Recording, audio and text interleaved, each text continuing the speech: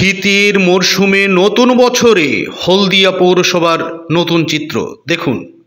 শোনো মাটির আদম, তুমি ধরো যার নাম, সে নাম আমার দেয়া, তোমায় উপহার দিলাম।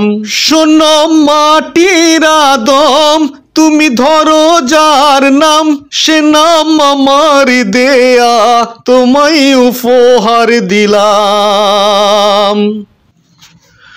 প্রকৃতি হলো এমন একটি বই যার সম্পাদক এবং প্রকাশক হলেন স্বয়ং ঈশ্বর। প্রকৃতির সব কিছুর মধ্যেই কোনো না কোনো আশ্চর্যজনক কিছু লুকিয়ে আছে। আমরা ঈশ্বরকে বিশ্বাস করি আর তাঁরই সৃষ্টিকে প্রকৃতি বলে অভিহিত করে থাকি। প্রকৃতি হলো স্রষ্টার এক মহান শিল্প। প্রকৃতি হলো সরলতায় পূর্ণ এক যৌগিক আশ্রয়। আর তাই তো হলদিয়া পৌরসভায় আজ প্রকৃতির মাঝেই হারিয়ে গেলাম। আপনারা দেখতে পাচ্ছেন সেই ছবি।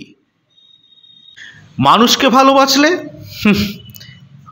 মানুষ আঘাত দেবে, কিন্তু প্রকৃতিপ্রেমীরাই জীবনে সুখী। প্রকৃতিকে ভালোবাসলে আঘাত পেতে হয় না। প্রকৃতি শুধু দিতে পারে আর মানুষ শুধু নিতে পারে।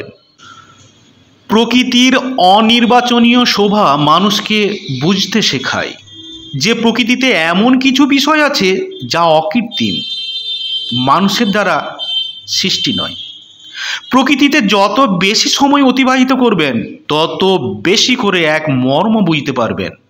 প্রকৃতি সর্বদাই এক আত্মিক রং গায়ে জড়িয়ে রাখে।